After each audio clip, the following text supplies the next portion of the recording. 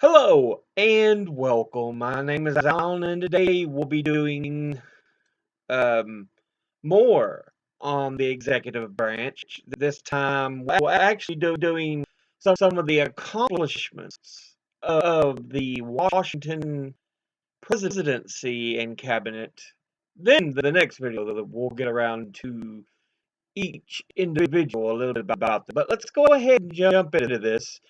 It couldn't be a long video because what we know is the Washington cabinet was a precedent setter, Precedent,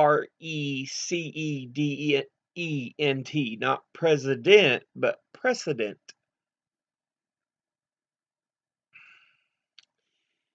So, because he was the very first, he was the person to really set the idea of presidents and what they do into being. Remember, the idea of a cabinet only happened because Washington says we need advisors. So,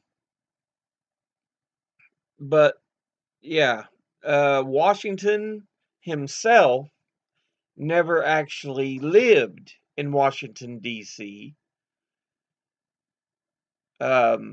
During his time as president, because remember, the actual White House didn't exist yet. Um, the seat of government was in New York City. But in 1790, of course, Washington set into motion the actual Residence Act, which set forth the idea of making a um, federal seat of government, a federal capital. But during his presidency, he did not ever actually rule as president in DC. Now, um, like I said, he set up the Residence Act of 1790. Um, he even left the presidency in, let's see, 1788, 1792. So, yeah, 1797, we had a new president. He was out because we didn't finally have DC, the White House, as capital until 1800, mid 1800s. So John Adams even was the second president, was did not live in DC for a little bit, though by the time we actually had the capital, he was still president. So, but Washington even helped on the project even after leaving the presidency. So it was a big part of who he was. Like I said, he established the cabinet, which has become a tradition because he needed advisors for, he felt he should have advisors for certain things. And of course, in the beginning, there was only four positions: Secretary of State, who handled all foreign matters with other nations; Secretary of the Treasury, who handled the funds of the U.S.; Secretary of War, which is now known as the Secretary of Defense; who handles conflict, um, deals with advising the president on that, and then the attorney general, who is more like a police officer.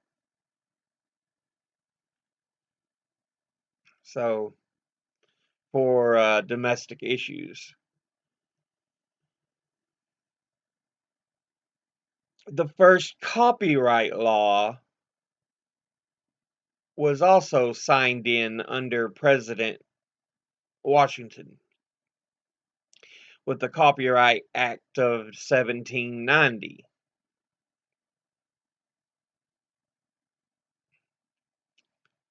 So yeah, um,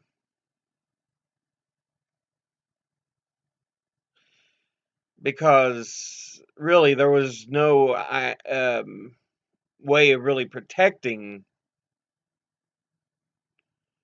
U.S. inventions and stuff before then.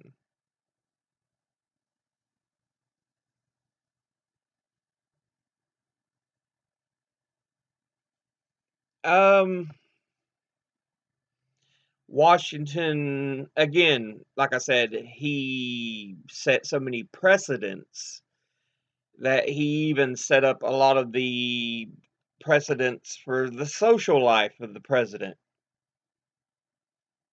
uh, including things like certain uh, meetings and greetings and everything.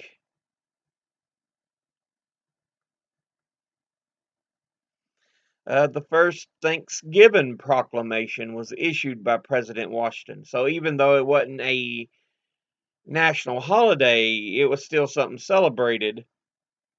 Um, and President Washington actually made it a holiday by issuing a proclamation designating it on November the 26th as a national day of Thanksgiving. But up until that point, it had just been something celebrated. Um, During the Whiskey Rebellion, uh, Washington, even though he was president, personally led the troops into the field to stop the rebellion.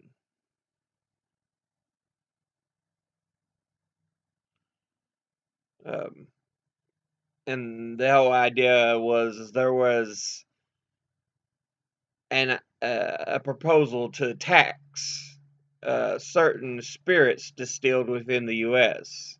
And of course, that caused a lot of people to kind of get angry. He only vetoed two bills while President Washington did. So he pretty much signed off on legislation passed by Congress. So yeah, um,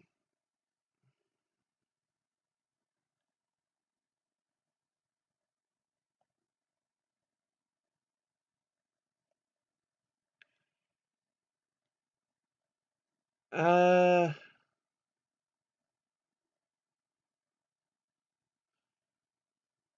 let's see. Once he vetoed a bill that aimed to cut the size and cost of the military, because remember, it wasn't near as big as it was. And the second bill was an apportionment bill, which sought to provide guidelines for the number of congressional representatives based on the 1790 census.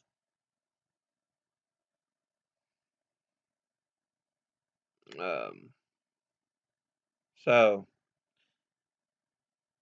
even though um, the U.S. was supposed to have censuses to see how many citizens we had, he believed that it was an attempt to try to uh, increase the representation of certain states over others,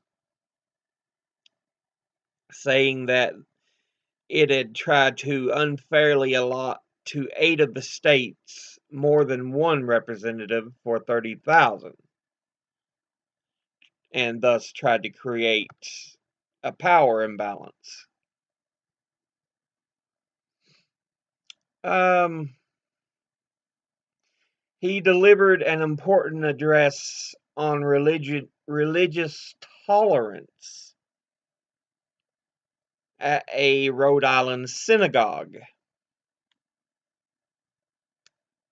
So while they didn't believe there should be a national religion, they did believe that everybody should be free to worship which religion was of their choice, as long as it did not impinge on the rights of others.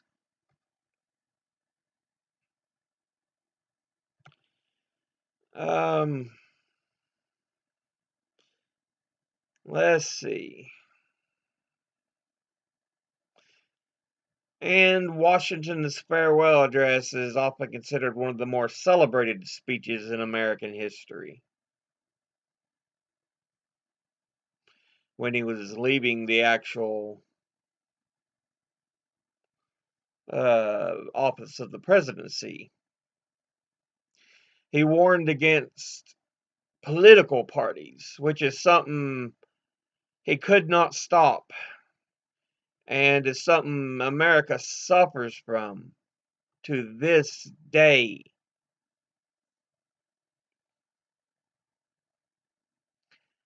You know, the Republican Democrat parties.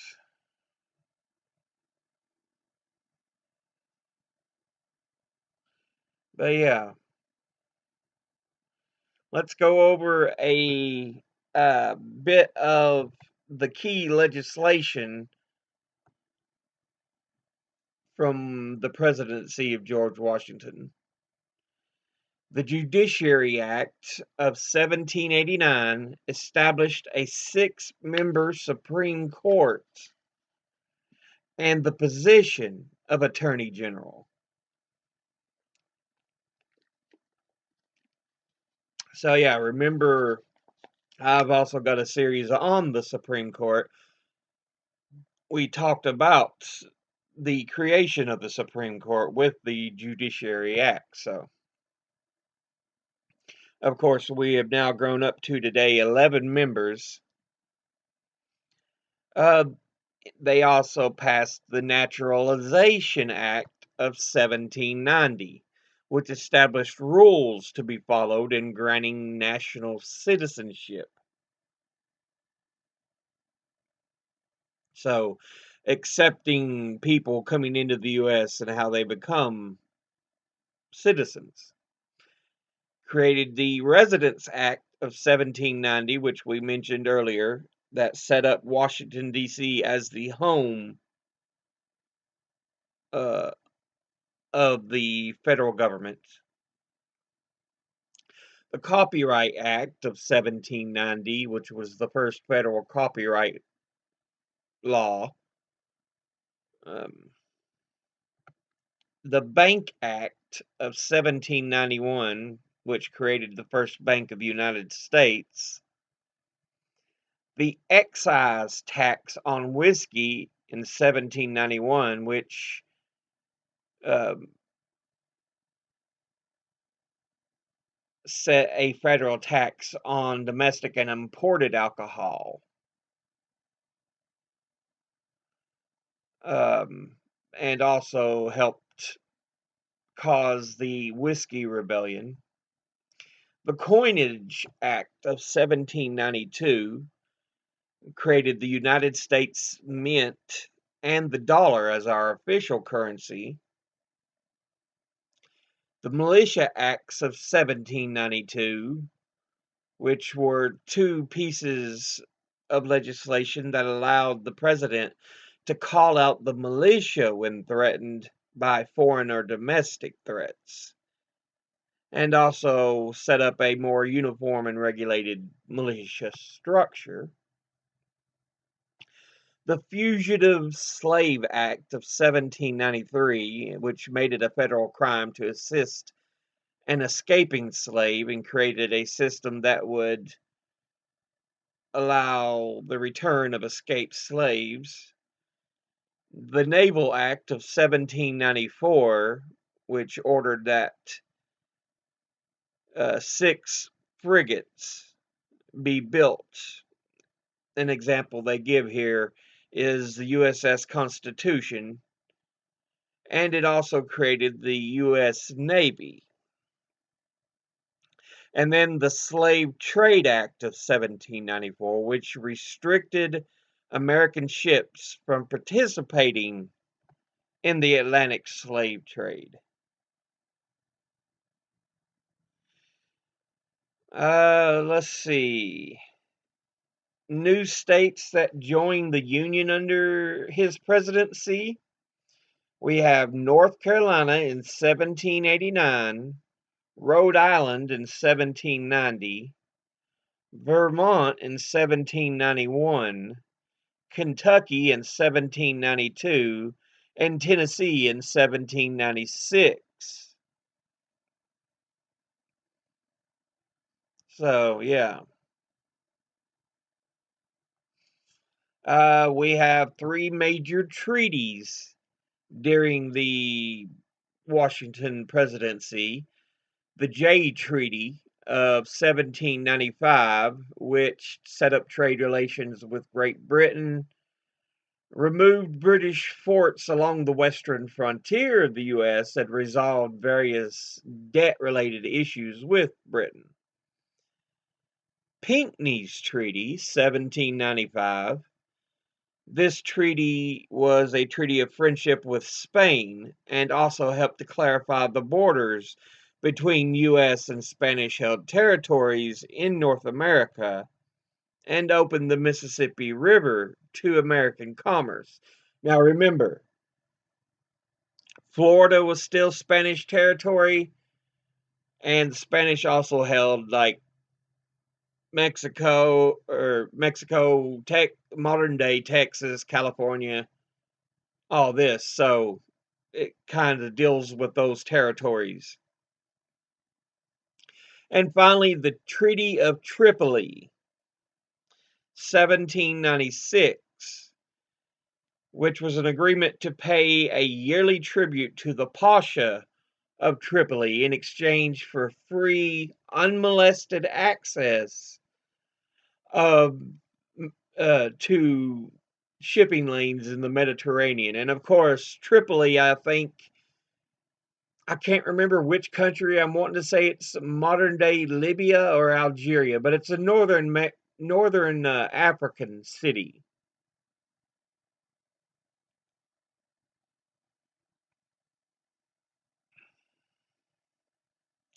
But yeah, I can't remember the song that sings it, but you can often hear it. From the halls of Montezuma to the shores of Tripoli. So yeah.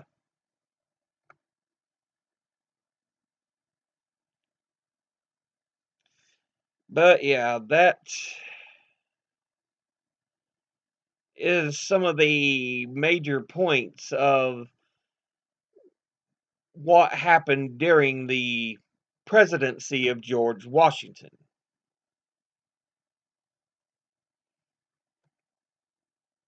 But I'll go ahead and put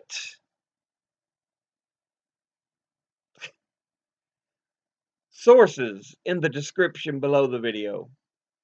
As always, educate thyself, think, read, study, learn. Someone tries to tell you something you have trouble believing, ask them to cite their sources.